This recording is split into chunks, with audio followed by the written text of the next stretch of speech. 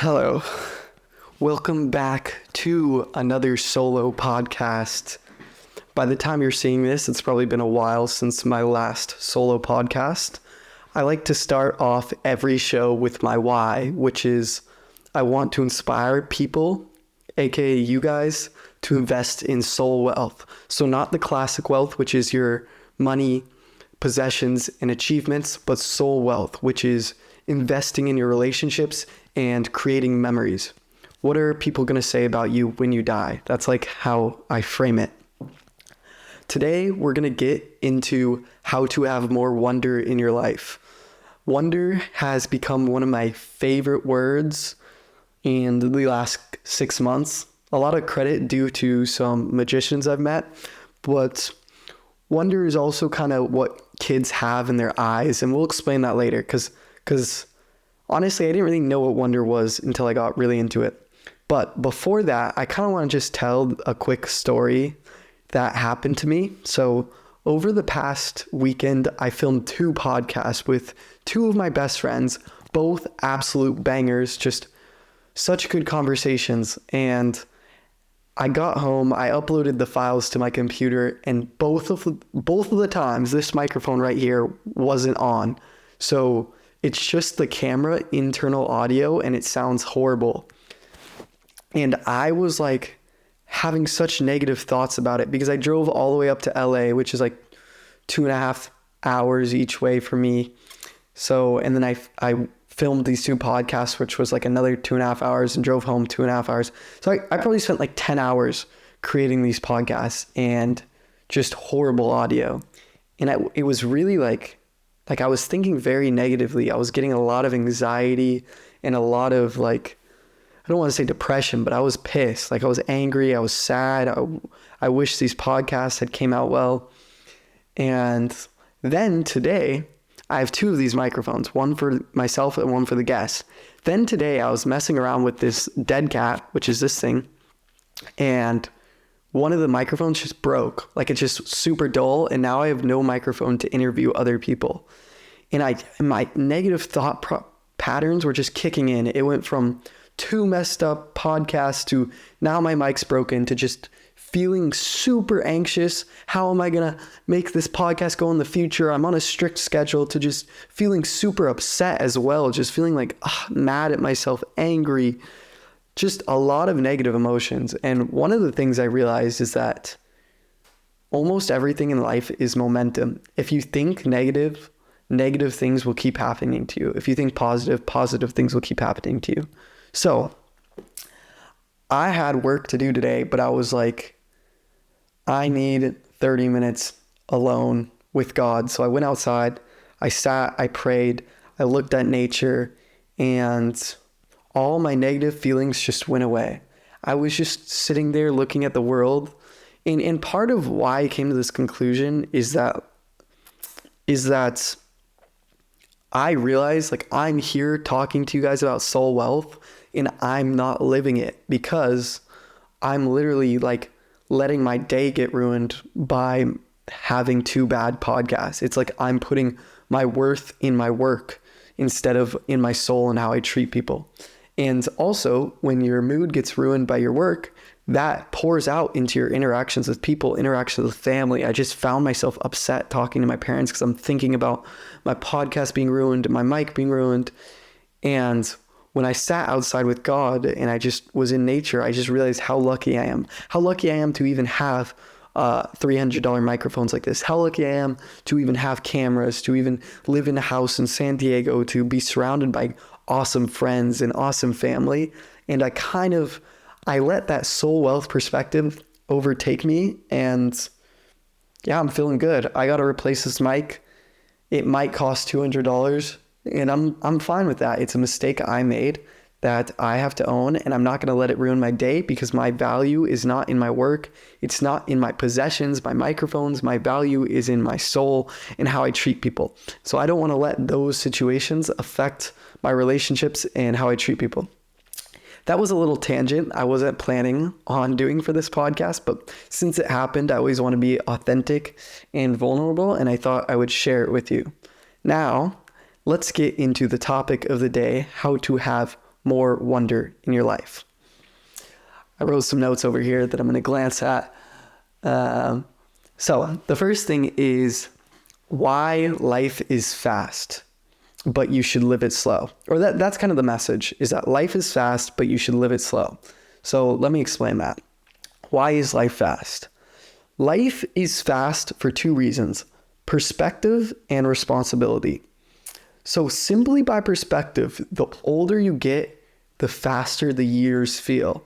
Now, everyone kind of notices this effect. They're just like, damn, it was like a year ago, we were just graduating high school. Like, time flies. Everyone comments on this effect, but I don't know if people know that this is actually real. Because if, let's say I'm 2 years old.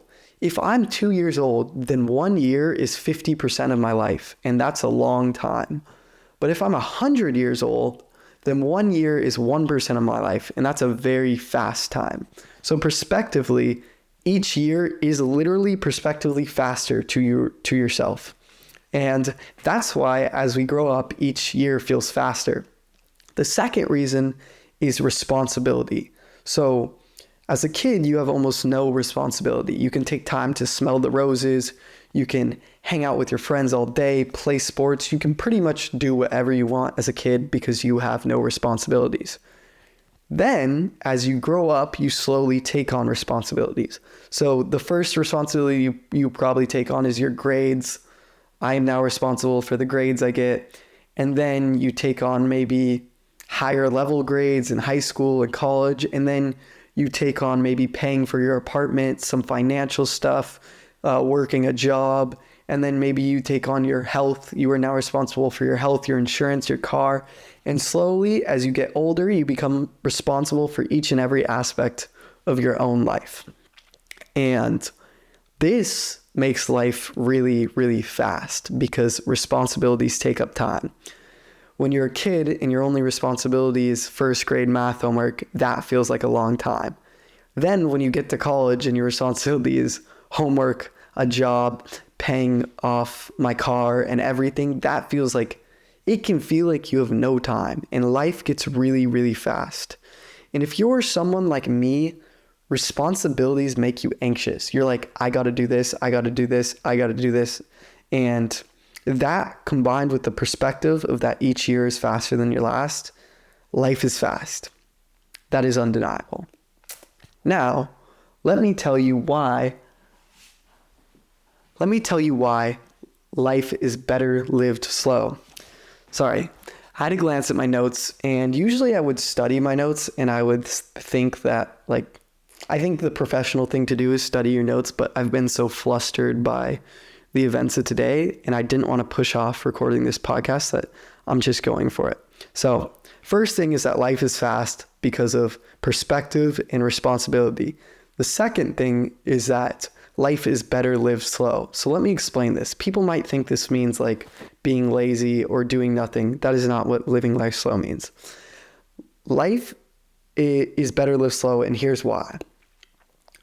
Usually, the average person lives in the future and the past, and they make frequent visits to the present.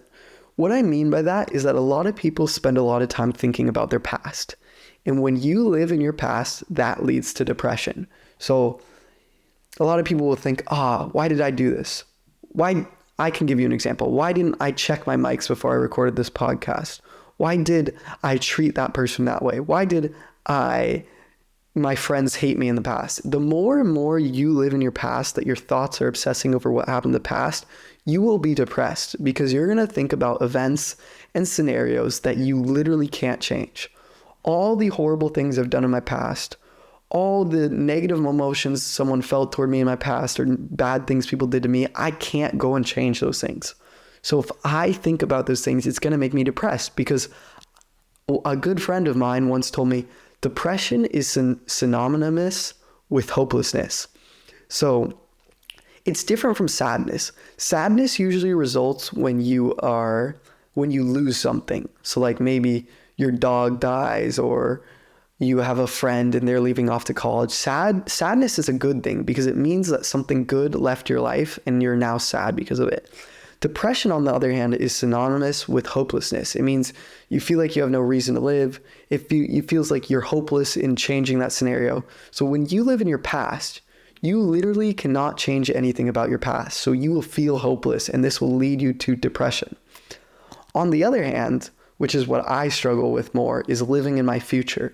So I will tell myself, oh, I need to post 30 podcasts. I need to have 1 million monthly listeners, and I'll live in these future achievements and these future goals. But the truth is, anything that is in the future, you can't have now. And if it's in the future and you can't have it now, you're going to be anxious because you want to speed up that process. If I'm living in this future where I have 1 million subscribers and I've posted 100 podcasts, then I'm so anxious to achieve that goal. It literally brings me anxiety to live in the future. And so depression comes from living in the past, and anxiety comes from living in the future. And the truth is that while your physical body is present, most people either live in their past in their thoughts, or they live in their future in their thoughts. And therefore, this makes a lot of people depressed or anxious. What I would recommend to slow down your life, which is how we're going to achieve the wonder that I'm talking about, is that you live, how do I say this? It's like what I was trying to say before. You either live in the future, in the past, and you make frequent visits to the present. So maybe if someone throws a ball at you, you catch it, you're in that present moment, or you're listening to music, you're in that present moment, you're watching TV, you're in that present moment, but then those distractions go away and you're thinking about something in the past, or you're thinking about something in the future. The best way to live is to live in the present. You're always noticing the things around me. There's white walls around me. I have this microphone in my hand. That camera's there. You're constantly observing the present, and you make frequent trips to the past or to the future. So for example, I might see my friends graduating college, and I visit the past for a little bit, and I remember those memories from college, and that brings me happiness. But if I live there, then it's gonna bring me depression. It's like, oh, I can't get back there. But if I just visit it, then it's like a source of happiness. Same with the future. Is like, if I'm obsessing over these goals in the future, then it's gonna give me anxiety because I can't have them right now. But if I simply remind myself what I'm here to do, that one day I will have this big podcast, or I will affect a lot of people, so therefore I can be right here and I can record this one at a time. And it's like a light to me. Now, back on the topic of wonder. So we have covered why life is fast because of perspective and because of responsibility. Now we've covered why life is better lived slow, because when you're living fast, you're often frequently visiting the past or the future, which brings you depression and anxiety. And living slow means living presently, which is the happiest way to live, in my opinion. So now on to how to actually have more wonder in your life. Almost everyone my age and older has wished they could be a child again. They wish they could go back to a slower time where they didn't have responsibilities. They were prospectively younger and physically younger. And while you can't reverse your age, I can't just de-age myself. What you can do is take on some of the habits you did as a child to slow down your life and to have more wonder. So the first thing is that children see the world with wonder. They don't place limitations on themselves.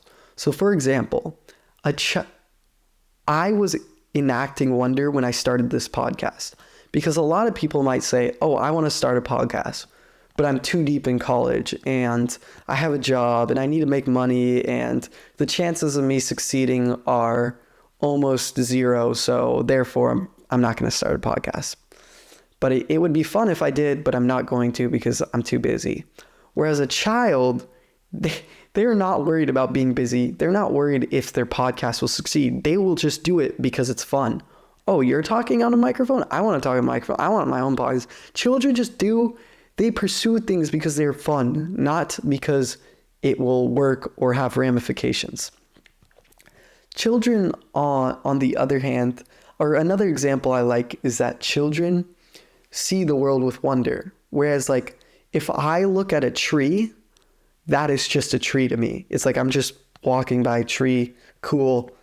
If I'm living presently, I might think it's a nice tree. But a child might see a tree and they go, in their mind, that's a tree house. They're climbing that tree. They're swinging a rope off that tree. They have all this imagination about that tree because they're living so presently. They like, and the more you can take on that like childlike mindset, the happier you will be. So some other notes I wrote down about this is that children don't care what others think. As a child, you will straight up stand up on a coffee table and start dancing. If that sounds fun to you, that is what you will do. But as you get older, you can't stand on a coffee table because then you're weird and everyone's going to look at you weird and society judges you. You're more aware of the way people think about you. But the truth is, life is better lived not caring about what others think. And the more you can lean into not caring about what others think, the happier you'll be. So the 3 things that children do that you can copy to slow down your life and have more wonder is to first, be extremely present. Don't live in the past or the future. What can I do right now? Second is to seek fun over everything else. It's like, I'm going to do what is fun and fulfilling to me rather than I'm just going to do what I believe I can do. I'm going to do what makes me money or what. You just do what is fun no matter what creatively serves you. And number 3 is just seeing the world with more wonder and not worrying about what others think. You see everything as your playground, as what you can build, and you're not so worried about what other people will think. And I know I was kind of all over the place. Even right now, I'm a bit hyper analyzing this podcast, and I'm thinking, is this good enough to post out into the world? And I'm gonna take my own advice of being like a child, and I'm just gonna post it. Maybe it doesn't make sense, but it will get better, and this is fun for me, and I enjoy it, and I'll be happy when you guys watch. I want to end every podcast. I do this with a guest, and I want to ask myself too, how do you want to be remembered when you die? Last week I said I want to be remembered for making others feel important. This week, I want to be remembered as someone who is filled with wonder, someone who had no limitations when they saw the world and they believed anything was possible. All right, guys, if you made it this far, I love you. Thank you for watching. Bye-bye.